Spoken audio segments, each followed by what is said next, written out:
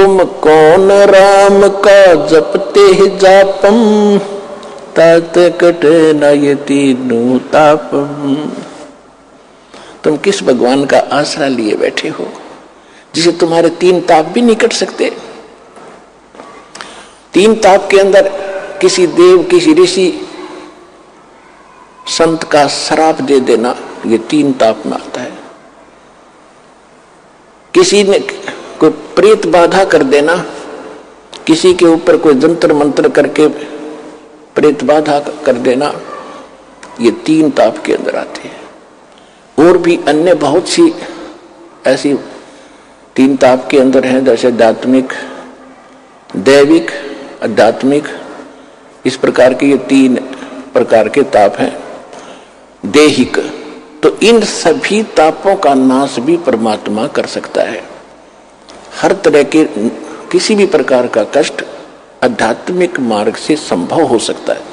लेकिन अब परमात्मा ने ये मार्ग ऐसे समय में शुरू किया है कि हमारे कर्म इतने बिगड़ गए कि उस स्थिति में आने के लिए कि हमारे ऊपर आध्यात्मिक सारी क्रियाएं तुरंत असर करें, उसमें बहुत टाइम लगेगा। हम इतने भक्तिहीन हो लिए, इसलिए मालिक ने आपको वर्तमान में विज्ञान ऐसी दे दी आप ही को कि आपके छोटी मोटी कोई कष्ट शरीर में है तो उसके साथ थोड़ी बहुत जो भौतिकता से भी उसका ट्रीटमेंट करें बॉडी का।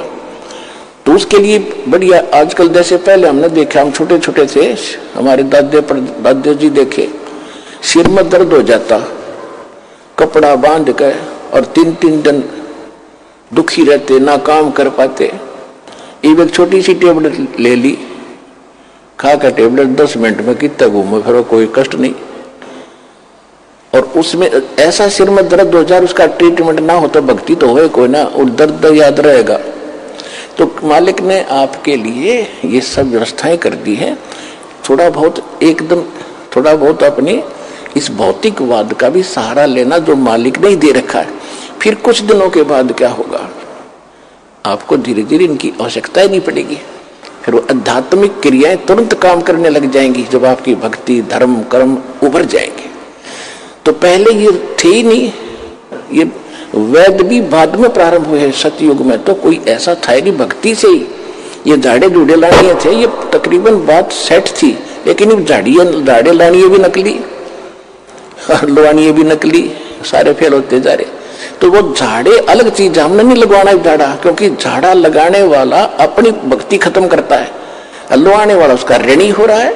हमने ऐसा मंत्र दे दिया आपको, इसको सारे झाड़ों का झाड़ा यही मंत्र है जो हमने आपको दे रखा। इसके बाद कहीं ऐसी गलती ना करना, ये तो ज्ञान बता रहा हूं आपको, ऐसा होता है।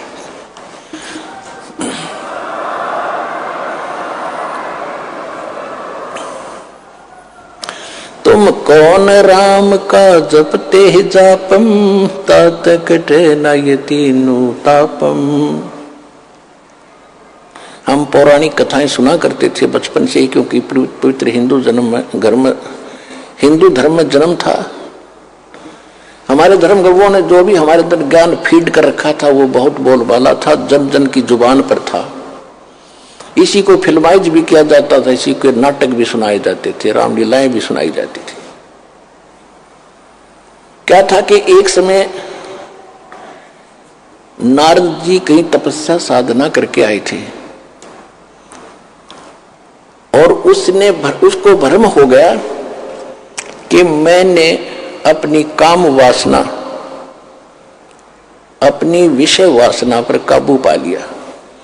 अब जंगल में बैठा था, मूंड बांड मुड़वा के, और वहां घास फूस फल आहार करके शांत भाव से रह रहा था। साधना करके 1, 2, 4, 10 वर्ष अपने पिता ब्रह्मा जी के पास आए नारद जी, और ब्रह्मा जी ने कहा बेटा साधना कर आए। कहा जी, क्योंकि ब्राह्मण थे, ब्राह्मणों का काम में भक्ति करना था और तो काम ही नहीं था। बहुत अच्छा बेटा, खूब सफलता मिल गई होगी। कहा जी सफलता मिल गई, अब मैं विषय वासना के अधीन नहीं रहा, मैं शादी नहीं कराऊंगा, आजीवन ब्रह्मचारी रहूंगा, मेरे ऊपर कोई असर नहीं कर सकती कोई भी विकार।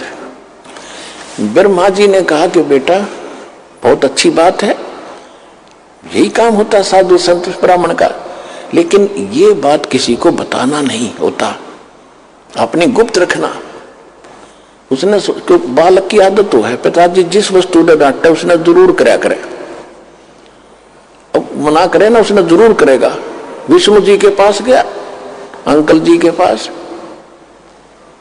विष्णु जी से कहा कि भाई, विष्णु जी ने पूछा आ गया बेटा? कहाँ आ गया महाराज? हाँ भगवान साधना करके आया हूं मैं जंगल में। अच्छा भाई बहुत दिन में दिखा, कहाँ गया था जी? जंगल में साधना करके आया हूं मैं। अच्छा भाई, और मैंने अपनी सब इंद्रियों को जीत लिया है। विष्णु जी बोले भाई ठीक है, बहुत अच्छी बात है। अब मेरे कहा कि मेरे ऊपर कोई विषय वासना असर नहीं करेगी। विष्णु जी बोले भाई ठीक है, बहुत अच्छी बात बेटा, भगत का तो काम में ये होता है वासनाओं को काबू करे, भक्ति करो, ठीक है। अब ये काल है जालिम, इसने विष्णु जी को प्रेरणा करी कि भाई नारद जी को तो अभिमान हो गया, इसका अभिमान तोड़ना चाहिए। जब विष्णु जी के घर से निकलकर चला, किसी नगरी में जा रहा था, वहां एक मायावी नगरी तैयार कर दी और उस राजा की लड़की का स्वयंवर हो रहा था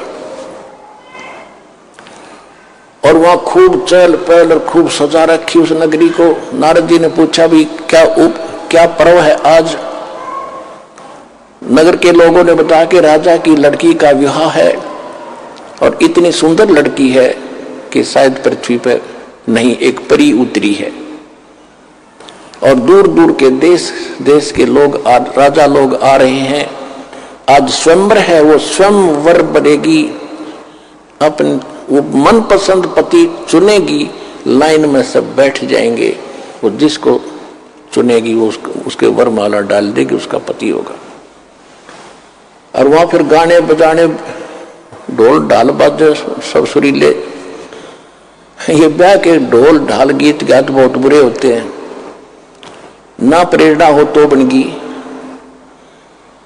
अब नारद जी ने सोचा कि अभी देख लेते हैं, गृहस्थ जीवन भी देखना चाहिए। पिता ने ब्याह करवा रखा, चाचा ने करवा रखा विष्णु जी ने, और छोटे चाचा शंकर जी करवा रहे, तो ब्याह में कोई ऐसी बुराई तो है नहीं। यूं सोचकर थोड़ी सी दूर बाहर जंगल में बैठकर आधा किलोमीटर जाके और प्रार्थना की भगवान से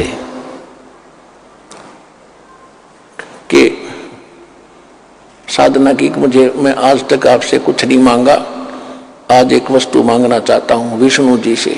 विष्णु जी का रूप मांगना चाहा कर, विष्णु जी बहुत सुंदर हैं और उस रूप को मुझे प्राप्त होते ही लड़की स्वयं वरमाला डाल देगी, कहने की जरूरत ना पड़े मुझे। विष्णु जी आगे बोल बेटा क्या मांगते हो महाराज? ऋषि जी क्या मांगते हो?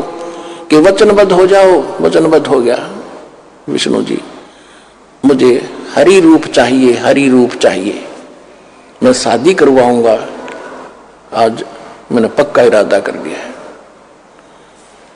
विष्णु जी ने कर दिया तथास्तु। हरि माने बंदर भी होता संस्कृत में, उसका बंदर का मुंह लग गया नारद के। अब नारद जी चला खूब, ने सोचा तू आज बहुत ही हैंडसम है सबसे, और जाकर बैठ गया उस लाइन में जहाँ राजा लोग जवान जवान बच्चे बैठे थे राजाओं के। लड़की वरमाला लेकर आई, उससे बाईपास लिकट गई।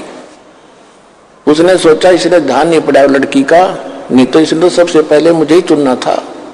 वहां से उठकर दूसरी पंक्ति में जाकर बैठ गया, नुआ कट गए। वहां और 10 कदम दूर कर निकली, उसकी शकल पे भी डर लग गए।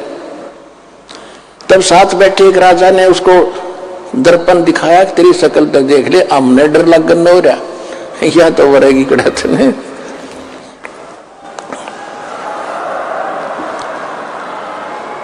जब उसने देखा कि मेरा धोलिया बिगाड़ दिया विष्णु जी ने, तो उसको श्राप दे दिया। ये तो आपने खूब कथा सुन रखी है, पर इतनी सुनाऊंगा, ज्यादा नहीं। श्राप दे दिया कि एक पूरा जीवन, तू विष्णु जी को श्राप दे दिया कि एक पूरा जीवन जैसे मैं अपने आज पत्नी के वियोग में दुखी हूं, इस तरह तू सारा जीवन इसी वियोग में बिताएगा। और तेरी मदद मेरे कैसे मुंह वाले करेंगे बंदर ही। कहने का भाव यह है कि जो दास सिर्फ इतना बताएगा, ज्यादा नहीं, क्योंकि सत्संग ये तो एक रामायण है और अब हम सुनाएंगे सत्संग, इससे निष्कर्ष निकाल के। तो आपको मालूम है कि श्री रामचंद्र जी रूप में विष्णु जी का जन्म हुआ, राजा दशरथ से जन्म हुआ, सीता का अपहरण हुआ और जो भी श्राप था उसने पूरा किया। सारा जीवन दुखी रहा, घर से रावण के साथ युद्ध करके करोड़ों व्यक्ति मरवा के सीता घर लाया और 6 महीने के 1 साल के बाद उसको बाहर निकाल दिया किसी के कहने मात्र से। आखिरी सांस तक वो अपनी पत्नी का मुंह नहीं देख सका। उसके बाद अंत में मालूम है श्री रामचंद्र जी का सरयू नदी में कैसे अंत हुआ। उसके बाद उसी दौरान उसने बाली मारा था, सुग्रीव का भाई, एक वृक्ष की ओट लेकर श्री रामचंद्र जी ने, और उसका भी tit for tat Shri Krishna ji के रूप में देना पड़ा। वो बाली वाली आत्मा तो शिकारी बना और श्री कृष्ण जी के पैर में तीर मारकर उसका वध किया। ऐसे ही वृक्ष की ओट में धोखे से धोखा लग गया। तो कहने का भाव यह है कि तुम कौन राम का जपते जापम और ताते कटे ना ये तीनों तापम। फिर उदाहरण देते हैं कि महाभारत में एक प्रकरण आता है कि जब युद्ध का समय हुआ, अर्जुन मना कर रहा था मैं युद्ध नहीं करूंगा, श्री कृष्ण जी में युग काल प्रवेश करके उसको डरा धमका रहा है, फिर ज्ञान समझा रहा है, तो युद्ध कर ले, तुझे कोई पाप नहीं लगेगा, मैंने सब मार रखे। उसकी बातों में आकर डर डरा के अर्जुन ने युद्ध कर लिया और युद्ध के अंदर जो पांडवों को पाप हुआ उस कारण से युधिष्ठिर जी को बुरे सौपन आने लगे। जब राजगद्दी पर बैठ गया वो उसके, और श्री कृष्ण जी उनके धार्मिक गुरु थे, तो अपने को दिक्कत आती है तो गुरु से ही समाधान शिष्य चाहते हैं। तो पांडवों के धार्मिक गुरु, यादवों के धार्मिक गुरु श्री कृष्ण जी थे। श्री कृष्ण जी से जब पूछा कि ये क्या कारण है और क्यों ऐसा हो रहा है, भाई को बहुत बुरे सौपन आ रहे हैं, खाना नहीं खा रहा है, आंखें फटी फटी सी रहती है, न बोलता है, सहमा सहमा सा रहता है, जैसे कोई मेंटल हो गया। श्री कृष्ण जी ने बताया कि तुमने जो महाभारत में बंधु घात किया, चाचे ताऊ भाई बहन भतीजे मारे, सेना मारी, वो पाप तुम्हें दुखी कर रहा, सेध रहा, वो पाप कर्म तुम्हें आड़े आ गया, इसका समाधान। तो उस समय अर्जुन को महसूस तो हुआ कि युद्ध के समय जब मैं मना करूं था युद्ध करने से, और कृष्ण कह रहा था तू क्यों नहीं करता, तू तो सूरवीर है, क्यों अपने लक्षण को भूल गया है, ये है वो है, और मैंने सबको मार रखा है, तुझे पाप नहीं लगेगा। आज ये पाप कहां से आ गया? तो अर्जुन बोला नहीं, इसलिए नहीं बोला कि यदि मैं टोक दूंगा, यदि मैं आज प्रश्न कर देता हूं कि आप पहले तो कह रहे थे तुम्हें पाप नहीं लगेगा और आज ये पाप कैसे लग गए, क्योंकि श्री कृष्ण जी ने उसका समाधान बता दिया था कि पूरी पृथ्वी के जितने भी साधु संत और भक्त और जनता है, यानी साधु संत हैं, उनको आमंत्रित करो, एक अश्वमेध, एक यज्ञ का अनुष्ठान करो, यज्ञ, धार्मिक यज्ञ। उसमें ऊपर आकाश में जो स्वर्ग लोक के देवताओं को भी निमंत्रण दो, और उसमें एक शंख रखा जाएगा, शंख जो मंदिरों में बजाते हैं, आपने देखे होंगे, इस तरह का 5 मुख का एक शंख रखा जाएगा। और उसमें जब यज्ञ शुरू होगी, सभी 33 करोड़ देवता, 88,000 ऋषि, 12 करोड़ ब्राह्मण और 56 करोड़ यादव, 9 नाथ 84 सिद्ध, ये सभी वहां पहुंचेंगे। और जिस समय ये सब खाना खा लेंगे महापुरुष, उसके बाद वो 5 मुख का शंख था, पंचायन 5 मुख थे उसके। आपने तो एक मुख का देखा होगा, 2-2 मुख के तो हमने भी देखे हैं, तो 5 मुख का था, उसके 5 मुख थे। और उसको कहीं अलग रख दिया जाएगा, शटूल पर दूर, जब सभी खाना खा लेंगे उस यज्ञ में, वो शंख अपने आप बजेगा। शंख बज गया तो तुम्हारी यज्ञ संपूर्ण होगी, और शंख नहीं बजा तो यज्ञ संपूर्ण हुई नहीं, तुम्हारा संकट नहीं कटेगा। और दूर दूर तक सबको बुला के लाना, को साधु संत रह नहीं जावे पृथ्वी पर, और ना जाने किस में कौन सी करामात हो। इस सोच में सबको आमंत्रित कर दिया, निर्धारित समय पर फिक्स कर दिया। अब अर्जुन ने सोचा था कि ये ठीक मैं अब प्रश्न कर दूंगा कि आप जब तो कह रहे थे तुम्हें कोई पाप नहीं लगेगा, और आज ये पाप कहां से आ गया। तो मेरा भाई, क्योंकि इसमें अरबों रुपये खर्च होने थे, इतनी जनता जिम्मेगी, और मेरा भाई इतना नेक है, इतना सेंसिटिव है, यदि इसको ये आभास भी होगा कि खर्चा लगने जा रहा है मेरे ट्रीटमेंट पे, और भाई इसलिए ये वाद विवाद कर रहा है, ये चाहता नहीं मेरे को सुखी देखना, कहीं इसको ये भाव हो गया तो मेरा कोई जीवन नहीं रहेगा। इस करके अर्जुन चुप रहा, छाती पे मुक्का मारा, सब्र किया और कहा जो आप कहोगे वही होगा। अब कहने का भाव ये है पुण्यात्माओं, निर्धारित समय जो रखा गया था उस दिन 33 करोड़ देवता, 88,000 ऋषि, 12 करोड़ ब्राह्मण, 9 नाथ 84 सिद्ध, इंक्लूडिंग ब्रह्मा विष्णु महेश वहां उपलब्ध थे। विष्णु तो कृष्ण था ही, ब्रह्मा विष्णु और आगे ब्रह्मा और शिव और आगे बेस बदल के, और 33 करोड़ देवता। उसी समय परमेश्वर कबीर जी, चारों युग में मेरे संत पुकारे, कूक को हम हेल रे, हीरे माणक मोती बरस, ये जग चुगता ढेल रे। परमेश्वर कहते चारों युग में आया हूं मैं, और अच्छी आत्मा पुण्यात्माओं को मैंने ये ज्ञान भी समझाया है। हम सब ने मिलकर भी ऊंचे ऊंचे स्वर में जगह जगह जाकर के ये ज्ञान डंडोरा पीटा है, ये मुनादी की है, सत्संग ज्ञान कराया है, सुना है, लेकिन कोई नहीं सुनता हमारी। हम तो ये सत्य साधना शास्त्र अनुकूल रूप साधना रूपी हीरे और मोती तुम्हें दे रहे हैं जो बहुमूल्य हैं।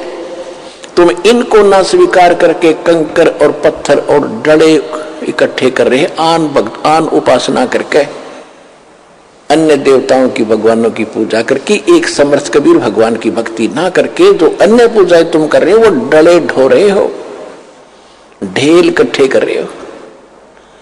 चारों युग में मेरे संत पुकारे, कूक कहा हम हेल रे, हीरे माणक मोती बरस, ये जग चुगता ढेल रे। सतयुग में सत सुकृत कह टेरा, त्रेता नाम मुनिंदर मेरा, द्वापर में करुणा में कहाया, कलयुग नाम कबीर धराया।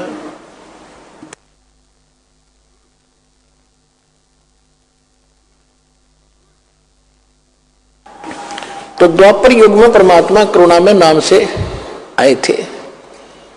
एक लीला जैसे कबीर जी के रूप में सतयुग में, इसमें कलयुग में की है, ऐसे ही उस समय वो परमात्मा करुणा में नाम से आए थे। और कमल के फूल पर एक सरोवर के अंदर परमात्मा बालक रूप धारण करके वहां अवतरित हुए थे, सतलोक से चल कर आए थे। वहां से उसको एक वाल्मीकि परिवार जो निसंतान था वो ले गया था उठा के।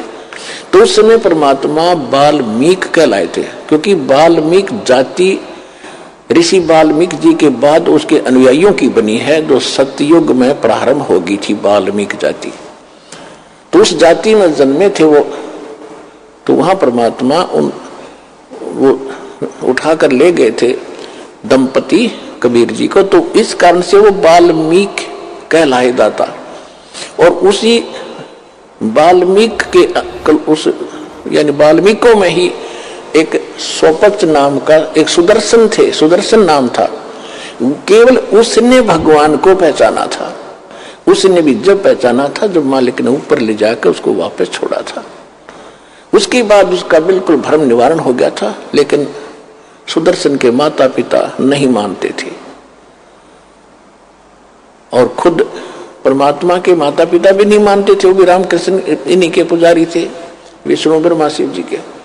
लेकिन सुदर्शन जी ने बालिक का ये ज्ञान नाम भक्ति ग्रहण किया था।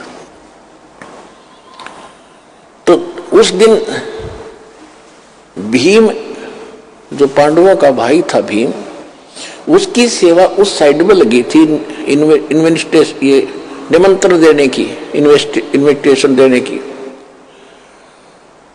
और उसने जाकर देखा सब जगह, वो अपना निमंत्रण दे के आ गया, जा रहा था तो वहां एक झोपड़ी में सुदर्शन जी रहते थे, वाल्मीकि। और वहां जाकर के उसने कहा कि महाराज, अब मैं युधिष्ठिर राजा का भाई हूं, भीम मेरा नाम है और आपको ये निमंत्रण देने आया हूं, आप अवश्य आइएगा, हम एक अश्वमेध यज्ञ कर रहे हैं।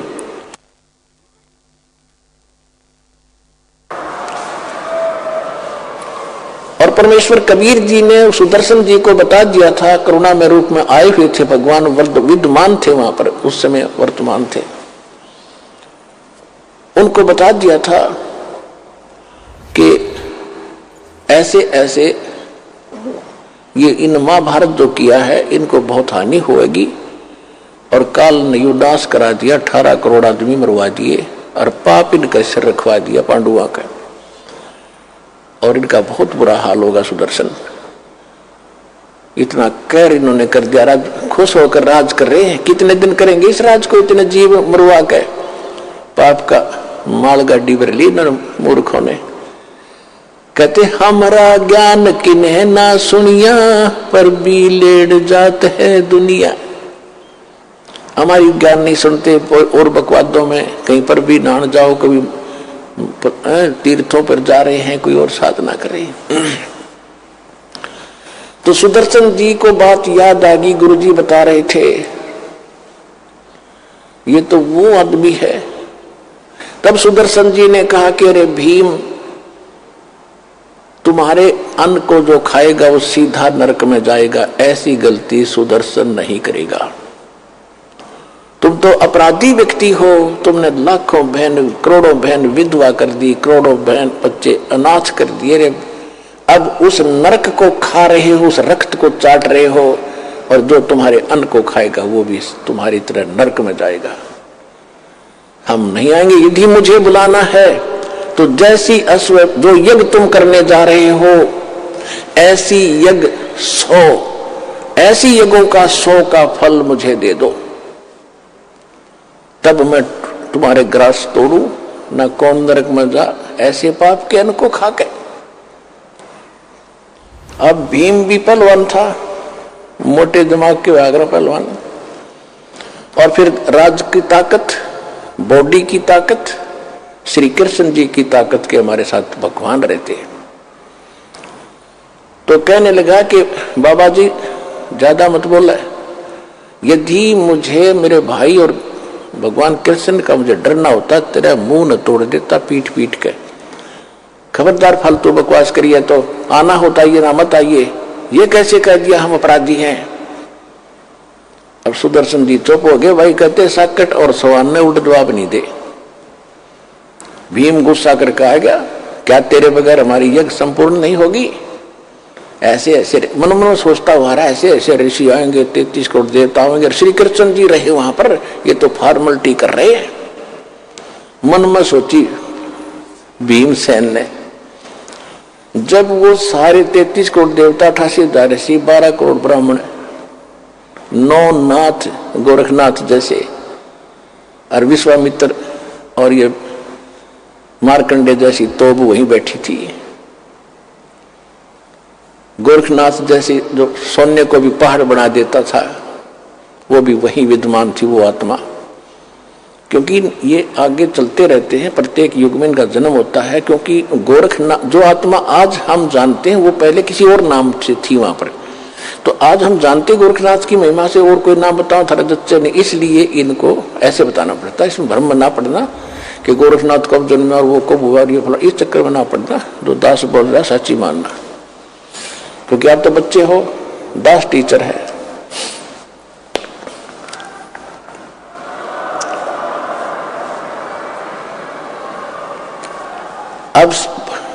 अब बताओ, 33 करोड़ देवता, 88,000 ऋषि और 12 करोड़ ब्राह्मण, 56 करोड़ यादव श्री कृष्ण जी के वंशज 56 करोड़ थे द्वारका में। वो उनके रिश्तेदार थे, क्योंकि अर्जुन ब्याह था, श्री कृष्ण जी की बहन ब्याही थी अर्जुन का सुभद्रा, तो रिश्तेदारों ने ताना ही आना था। वो 56 करोड़ रिश्तेदार आ रहे। धार्मिक अनुष्ठान में सब ने भोजन कर लिया, संघ की तरफ इंतजार कर रहे थे, टस से मस ना हुआ। युधिष्ठिर कहने लगा, भगवान हमारे पाप ही ज्यादा है, ये तो स्पष्ट दिखाई देता है मुझे। वो दिख रही है, वो बहनें रो रही थी, चूड़ियां फोड़ रही थी, टक्कर मार रही थी। जिस दिन मैं गंगा घाट पर गया था, हरिद्वार में गया था, बच्चे लिपट लिपट कर रो रहे थे, पिता कहाँ गया। आज मुझे वो याद आ रही है कि हम बहुत पापी हैं, लेकिन अब ये समाधान मुश्किल लगता है। तब श्री कृष्ण जी ने कहा कि इसका समाधान करने वाला संत पहुंचा ही नहीं है। युधिष्ठिर को कुछ आशा जागी कि कौन है ऐसा महापुरुष, या गले नहीं उतरी युधिष्ठिर के कि श्री कृष्ण जी ने भोजन खा लिया और ये 9 नाथ 84 से 33 करोड़ देवता 88,000 ऐसी 12 करोड़ ब्राह्मण वेद के वक्ता, जिन चारों वेद कंठस्थ कर रखे थे, दुनिया को बड़ी महिमा सुनाते थे, सिद्धियां भी रखते थे, सबने भोजन कर लिया, शंख नहीं बजा, और कौन है पृथ्वी पर। तब श्री कृष्ण जी ने कहा, भाई एक सुंदर। फिर युधिष्ठिर जी ने पूछा कि भगवान क्या इन महापुरुषों के भोजन से ये समाधान नहीं हुआ, क्या ये साधु संत इतने तपस्वी नहीं है। श्री कृष्ण जी ने कहा कि तपस्वी ना है, ये तो 84 के ढोर हैं, अगले जन्म में कोई गधा बनेगा, कोई कुत्ता, ये अभिमान के मारे हुए हैं, इनके पास वो भक्ति नहीं है। युधिष्ठिर के ना जच्ची यह बात, कैसे ऐसे ऋषि और वहां ऐसे वशिष्ठ मुनि जैसे भी आ रहे, क्योंकि आत्मा ये स्वर्ग में है, ये कभी आ सकती है जब तक ये पुण्य है। इनका चक्कर तो फिर बन जाएगा जब अगले जन्म में गधेर कुत्ते बनेंगे। सुर नर मुनि जन 33 करोड़ी, ये बंदे सभी निरंजन डोरी। यानी निरंजन के ही संविधान में है। और इसका संविधान क्या है, कोट जन्म तन भर मत होगे, कुछ ना हाथ लगा रे, कुकर सुकर खरबया बोरे, कौवा हंस बुगारे। इंद्र कुबेर ईश की पदवी, ब्रह्मा वरुण धर्मराया, विश्वनाथ के लोक को जाकर फिर भी उल्टा आया। इनका जन्म नहीं समाप्त होता। ये पोस्ट है 33 करोड़ देवता, 88,000 ऋषि, व्यास जी आदि, तो ये मर जाएंगी। अगले बार दूसरी आत्माएं इन पोस्टों पर होंगी, ये कुत्ते गधे सुअर बन जाएंगे। श्री कृष्ण जी ने अपना आशीर्वाद देकर दिखाया कि देख, कोई अपने आसन पर जहां वो बैठे थे, कोई गधा बनकर खड़ा है, कोई कुत्ता बनकर, कोई सर्प बना है, कोई केंचुआ बना है। उस दृश्य को देखकर युधिष्ठिर घबरा गया कि भगवान ये लीला बंद करो, मैं देख नहीं पा रहा हूं। ये हालत होगी इनकी, हाँ ये हालत होगी इनकी भविष्य में। ये लीला नहीं, ये सच्चाई है। फिर भगवान कौन है ऐसा महापुरुष जिससे हमारा उद्धार हो। तो श्री कृष्ण जी ने कहा कि ऐसे यहां से इतनी दूरी पर और वो स्थान है, वहां एक महापुरुष रहता है जो सतगुरु का शिष्य है, वो ही एक भक्त है, उससे ही ये कल्याण हो सकता है। ये भी परमात्मा की रजा थी। श्री कृष्ण की जो दृष्टि खोल दी, उसको वही दिखाई दिया, अब वो संत है जिससे यह बात बन सकती है। तो फिर पूछा कि उस साइड में कौन भेजा था निमंत्रण के लिए, कि भीम भेजा था। तो भीम को बुलाकर पूछा कि आपने इस महापुरुष को निमंत्रण दिया या नहीं। भीम ने कहा, जी निमंत्रण तो दिया, लेकिन वो तो कुबोल आदमी है, वो अच्छा आदमी नहीं है। श्री कृष्ण जी ने पूछा, भाई देखो, आपकी जो सेवा दी थी वह पूरी करनी चाहिए थी। कौन कैसा है ये आपने नहीं देखना होता है, वो तो यहाँ ही बेरा पट्टेगा कौन कैसा है। अब यह कोई बात थी तो हमें बताना चाहिए था। क्या हुई बात, उसने क्या कह दिया ऐसा कि सुदर्शन भीम बताता है कि उस महापुरुष, उस संत ने, भगत ने ये कहा कि मैंने जब अपना इंट्रोडक्शन दी कि मैं भीम हूँ, युधिष्ठिर का भाई हूँ और ऐसे ऐसे मैं ये कर रहे हैं अनुष्ठान, आप भी आइएगा। उन्होंने कहा कि तुम्हारे अन्न को तो वो खाएगा जिसने नरक में जाना हो, तुम तो अपराधी व्यक्ति हो, घोर पाप कर रखा तुमने। श्री कृष्ण जी को मालूम था कि यो भी पहलवान है, इसने भी कुछ बकवास जरूर करी होगी। तो आपने क्या उत्तर दिया कि मैंने ये उत्तर दिया कि यदि मुझे भगवान का डर ना होता, मेरे भैया से मैं बहुत शर्म करता हूं, नहीं तो तुझे मैं यही समार देता, तेरा मुंह तोड़ देता। ऐसा कुबोल बोला उसने। श्री कृष्ण जी ने कहा देखो, साधु संतों के साथ इस तरह बोलना भी पाप है। तूने एक अपराध और कर लिया, भले आदमी, तुम इतनी संकट के अंदर खड़े हो आज, और उसने कौन सी झूठ बोल दी। अपराधी हो तभी तो तुम इतना दुख हो रहा है, नहीं तो नहीं होता ये, और उसके बिना ये हो नहीं सकता। मुझे बताना चाहिए था, चले मेरे साथ, उसके बिना यह बात बढ़े। अब तो उनके जमीन छोटी पड़ गई थी, उनको कह रहे भीड़ी धरती होगी और कोई हो नहीं रहा। संकट जो का 2 करोड़ अरबों रुपये खर्च भी हो लिए, अब मरता क्या नहीं करता। बिल्ली बिग्गी बनकर, बिग्गी बिल्ली बनकर, और वो भी साथ साथ श्री कृष्ण जी बोले चलो मेरे साथ। 5 पांडव छठे कृष्ण जी और रथ लेकर के वहां पहुंचे। एक योजन यानी 4 कोस की दूरी पर रथ छोड़ दिया। रथ पीछे पीछे आ रहा है और 5 पैदल चल पड़े। श्री कृष्ण जी ने जाकर, उस दिन क्या हुआ कि सुदर्शन जी ने ये बात जाकर बताई अपने गुरुदेव करुणामय अर्थात परमेश्वर कबीर जी से कि भगवान भीम आया था और ऐसे ऐसे कह रहा था, मैंने तो उसको मना कर दिया। परमात्मा बोले बहुत अच्छा किया बेटा, न जल का मर जाता, इतना पाप है उनके ऊपर। तो ऐसे अन्न को खाना नहीं चाहिए। अब परमात्मा बोले वो फेरावेंगे भाई, क्योंकि उनका काम तो बनना ही नहीं है, बनना ही यहाँ से है, वो तो हमसे ही बनेगा। और बेटा अवश्य आएंगे, फिर भी वो आएंगे, ना कर लेंगे तेरे पास, माफी मांगेंगे, वो देख लेना जब उनका काम बनेगा। अब सुदर्शन ने सोचा भी ये तो फिर दुखी करेंगे, वो तो वहां से छोड़ के झोपड़ी और भ्रमण पर निकल गया महीने 20 दिन के लिए। उधर से वो आ रहे थे, परमात्मा ने अपनी महिमा बना के रखनी थी, अपने भगत की इज्जत रखनी थी और अपनी भक्ति की टेक रखनी थी, इज्जत रखनी थी, जनता में जनाना था कि हमारी भक्ति ऐसे ऐसे फल सबसे ताकतवर और श्रेष्ठ है।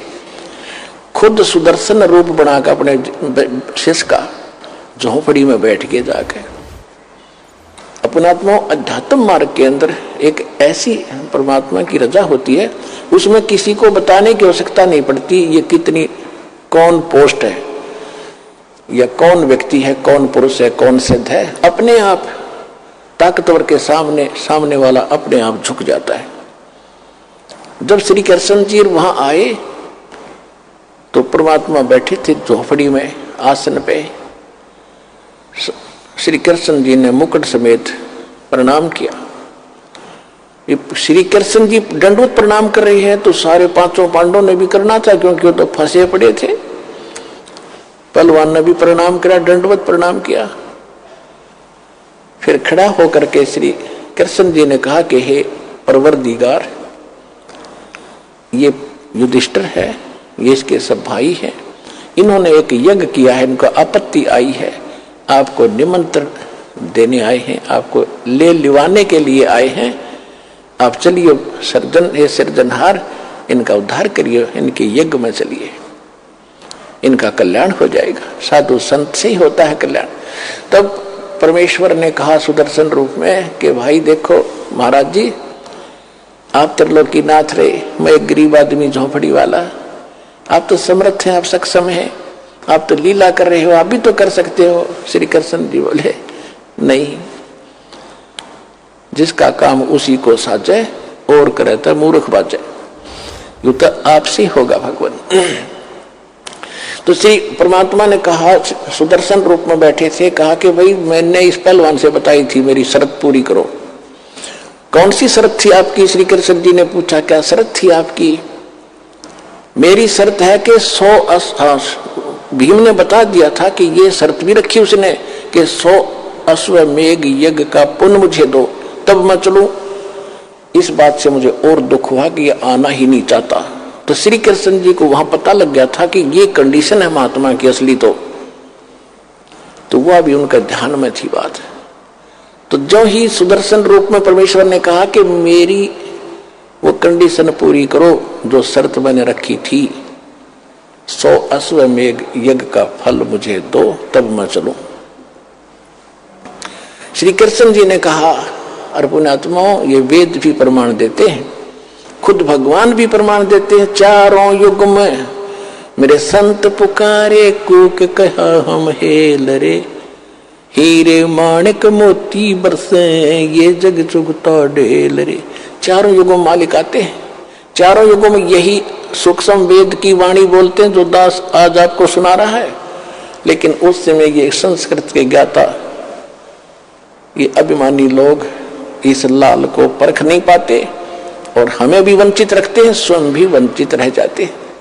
परमेश्वर ने तो श्री कृष्ण जी ने कहा कि परमात्मा ने वो वाणी बोल ही रखी थी और ये शब्द खंड नहीं होता। सबके अंतःकरण में ये जो का तू जमा होता है, चाहे कितनी बार जन्म कुत्ते का देखा हो लो, मनुष्य का जब जन्म होगा और यदि आपका वो टीवी चालू हो गया जातक से, तो आप सामने ये कभी भी ये वाणी पढ़ सकते हो, सामने नजर आ जाएंगी, सुन भी सकते हो अंदर से टेप की तरह।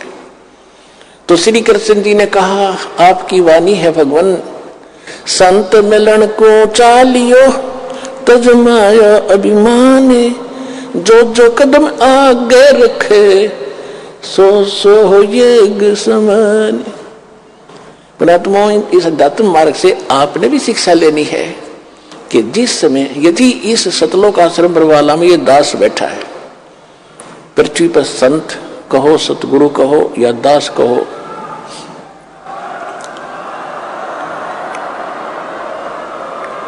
जिसके पास वो अनमोल खजाना है जो किसी के पास नहीं है, इससे वो अनमोल खजाना प्राप्त करने की विधि कैसे है? संत मिलन को चालियो तजमाया अभिमान, जो जो कदम आगे रखे ओ हे ये समान। अब जैसे आप यहां आते हो, अपनी पद, अपनी ताकत, अपनी ऊंची जाति, सम्मान, पद, इसको भूल के आया करो, यहां मत लेके आया करो। ये बीमारी है, ये तो रोग है भयंकर इस जीव के लिए। यहां तो एक दास बनकर आओ। जैसे बच्चा विद्यालय में जाता है, बच्चे कितने बड़े अधिकारी का है, किसी राजा का है, किसी का है, वहां तो एक साथ पढ़ता है, एक जैसा बैठता है और बच्चे उसको खुरकाते धमकाते, इधर बैठ, चलो इधर बैठ। वो उस समय कभी कंप्लेंट नहीं करता अपने माँ बाप को जाके, वो मुझे धमकाता था, वो मुझे खुरकाता है, वो बच्चों की तरह ही रहता है। तो यहाँ आपने आके, चाहे कितना उच्च पोस्ट हो आपकी, ये उच्च पोस्ट तक 2 दिन की है, फिर कई पोस्ट मिल जाएंगी, गधे कुत्ते सुअर की जाए, यहाँ ठीक ठाक ना रहे तो वो भारी पड़ जाएंगे आपको। इसलिए यहाँ आकर विनम्र रहे, अधीन रहे, इस मन को सेट करना है। जब तक हम अधीन नहीं होंगे भगवान राहत नहीं देगा। इसलिए श्री कृष्ण, उनको परमात्मा ने लीला करनी थी कि श्री कृष्ण में ऐसी प्रेरणा भरी, उसने जाति दंडोत प्रणाम किया तो 5 पांडवों ने भी किया। अगर वो प्रणाम नहीं करते तो भी राजा नहीं बख्शते दाता। ये नियम है दाता का।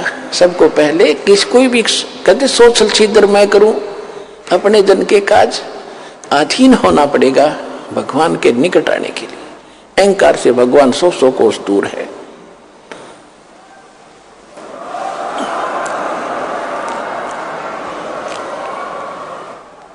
तो श्री कृष्ण जी ने कहा कि आप ही का वचन है भगवान, संत मिलन को चालियो तजबाया अभिमान, और जो जो कदम आगे रखे ओ है एक समान। यानी इस प्रकार आने वाले भक्त को इस सतलोक आश्रम बरवाला में वही पुण्य मिलेगा जहां से आप चले हो, कहीं से चले हो। और कदम बोला मालिक ने ऐसे, चाहे आप ट्रेन में आए हो, चाहे आप किसी चीज में आए हो, वहां से यहां तक के कदम नाप देगा आपके, और उतने ही यज्ञ का पुण्य आपके अकाउंट में लिख देगा, जो यहां बिल्कुल मर्यादा में रहेंगे आकर के।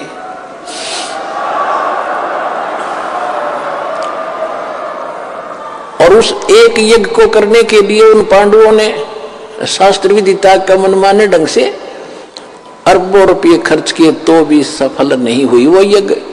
और वो पुण्य आपको यहाँ आने वाले को मर्यादा में विनम्र भाव से, निष्कपट भाव से और सीधा साधु भगत से यहाँ भाव से रह कर दर्शन करने से, सत्संग सुनकर जाने से लाभ हो जाता है।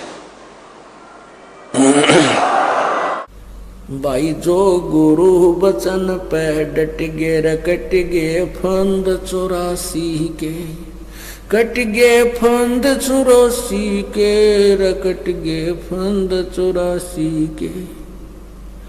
भाई जो गुरु बचन पे डट गे, रकट गे फंद 84 के।